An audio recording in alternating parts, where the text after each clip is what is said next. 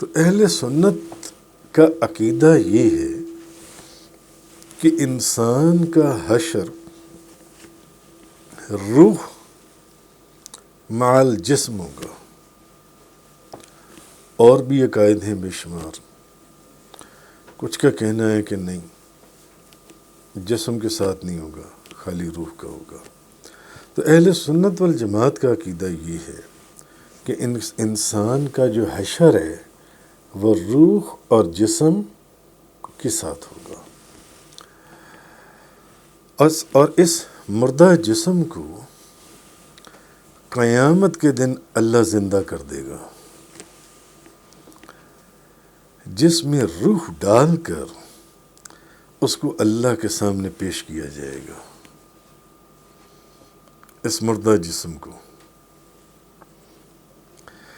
تو جسم میں روح ڈال کر، کہ جب انسان مر گیا، اس کا جسم مردہ ہو گیا، تو مردہ جسم کو قیامت کے دن اللہ زندہ کرے گا، اور جسم میں روح ڈال کر اس کو اللہ کے سامنے پیش کیا جائے گا، جیسے کہ قرآن کریم کے اندر ہے، سورہ یاسین شریف کے اندر، قَالَ مَنْ يُحْيِي الْعِظَامَ وَهِيَ رَمِيمٌ قُلْ يُحْيِيهَا الَّذِي أَنشَأَهَا أَوَّلَ مَرَّةٍ۔ اس نے کہا جب ہڈیاں بوسیدہ ہو کر گل جائیں گی تو ان کو کون زندہ کرے گا؟ قرآن ہے۔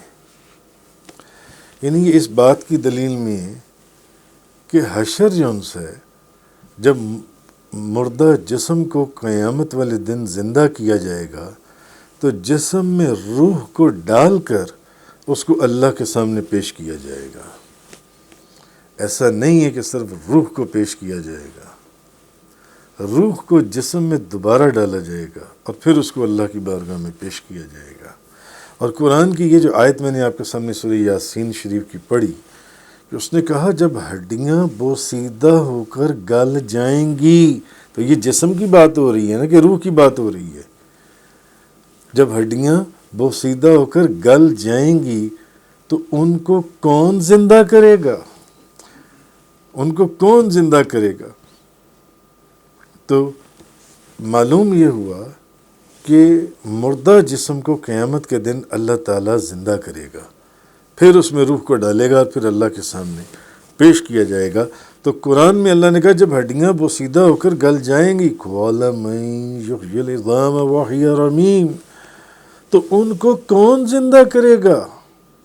آپ کہیے معبود، انہیں وہی زندہ کرے گا جس نے پہلی بار انہیں پیدا کیا تھا۔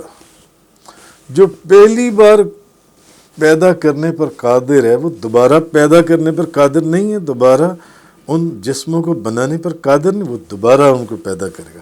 وہی زندہ کرے گا جس نے پہلی بار انہیں پیدا کیا تھا۔ تو قرآن مجید کی اب اس آیت سے یہ بات پتہ چلتی ہے کہ اللہ تعالیٰ کی طرف صرف روح نہیں لوٹائی جائے گی، بلکہ روح اور جسم دونوں پیش کیے جائیں گے، اور لہٰذا انسان صرف روح کا نام نہیں ہے، بلکہ روح اور جسم دونوں کو ملا کر اس کا نام انسان ہے، اس کا نام انسان۔